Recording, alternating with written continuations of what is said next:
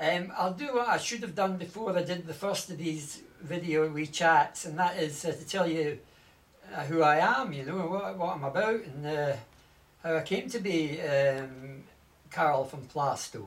My name is Carol McCulloch, and I was born in a communist family in Glasgow in the East End in the middle of the last major slump, 1936.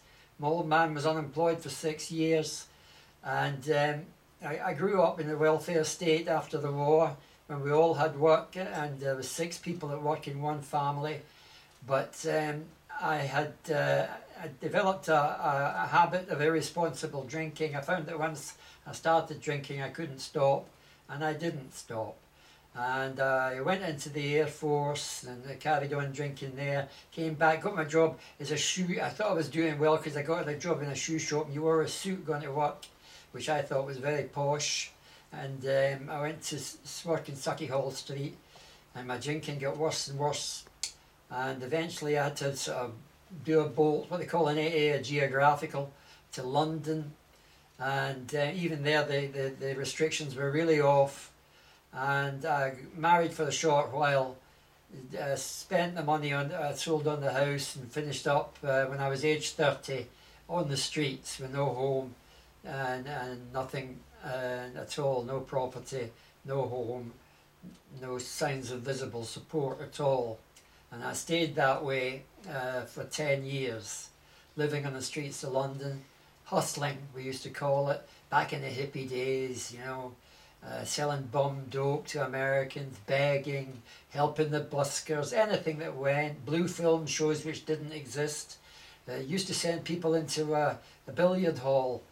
You'd have a mate waiting at the bottom of the stairs with a bunch of raffle tickets, and you'd go and pick up a punter outside the dirty bookshop, you know, and say, come with me, you get a real show. And then you'd lead them to the billiard hall where your mate outside would sell them a raffle ticket for £10 or whatever it was. Send them up the stairs and then run like fuck, you know. And it used to work time and time again. Put men and sex together, and you'll always make a few bob there somehow or other, you know. But as I say, some of them used to come back. We sold Bob Martens to a German guy, like, and he came back every week to get some more. Finished up fucking barking. He finished up barking, you know what I mean? Barking mad. Anyway, alcoholism, that leads me to basically how did I recover from alcoholism? Well, I do honestly think that it's something that happens to you. It's not something you willfully do. It's a combination of events which come together when you're at your lowest ebb.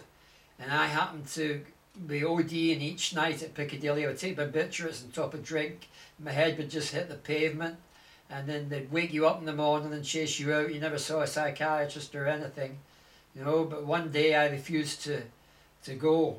I refused to leave, and they kept me for a couple of hours.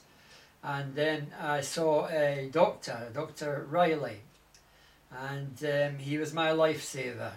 He took an interest in me, and told me that if he came, I spoke to him for over an hour, and he told me that if I came back in 3 days' time, he would take me in for treatment.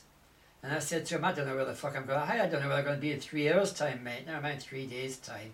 My life's not like that. And my life really wasn't. It was so chaotic. When I woke up in the morning, I was just glad to have woke up in the morning. And another day I'll survive this. I used to live a day at a time, but the wrong way. You know, I'll survive this. I'll get through this. You know.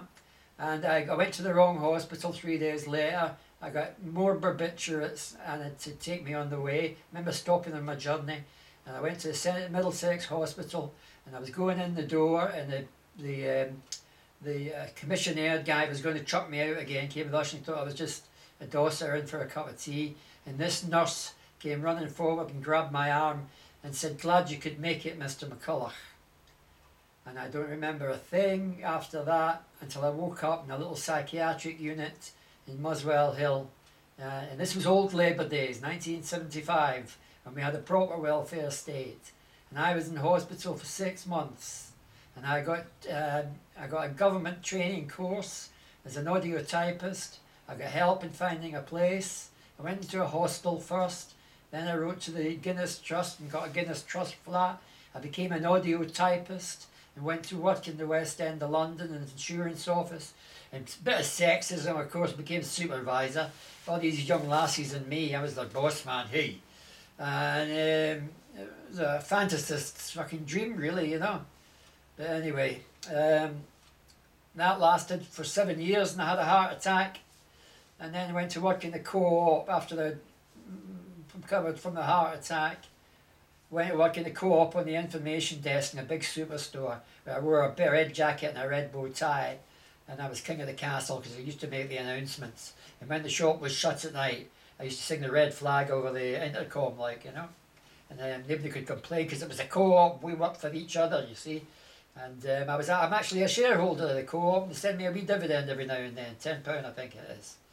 You know, but been sober for 33 years and went to Alcoholics Anonymous and got sober, not because I could beat anything, but because I knew I was beaten.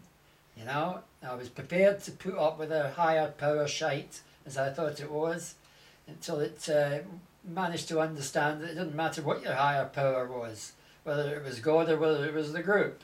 And I went for the group because it fitted in with my early teachings in Marxism, and the group was my higher power, and I have never drunk for 33 years, which is, in some people's terms, a miracle. But not only is it a miracle that I haven't drunk, the miracle is that I haven't wanted to. Yeah, getting sober on willpower is a fool's paradise because it's an admittance in itself that you need willpower to stop drinking, that you do want to drink. So therefore you're going to lead a very unsatisfactory life.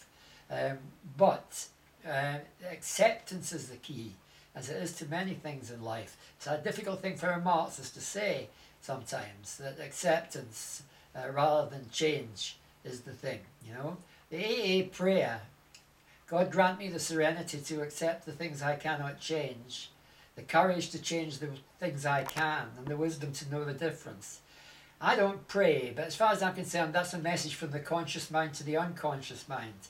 And that was how I got sober, because I managed at last, after years of banging my head, to transmit that message from the conscious mind to the unconscious mind. This is not rewarding behaviour. This is not rewarding. And the penny dropped. And it became so simple and so clear. You know, I didn't even have to do anything. All I had to do was stop doing something. And that was stopping taking alcohol. And everything else was learned from that. And I left politics alone for the first few years. Bit of a middle of the roader I was, until Maggie Thatcher came to power.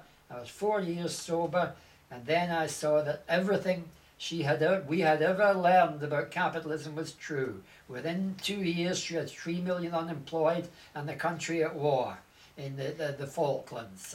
Capitalism is the same old picture. Mass unemployment and bloody wars from then until today. But that's for a later date.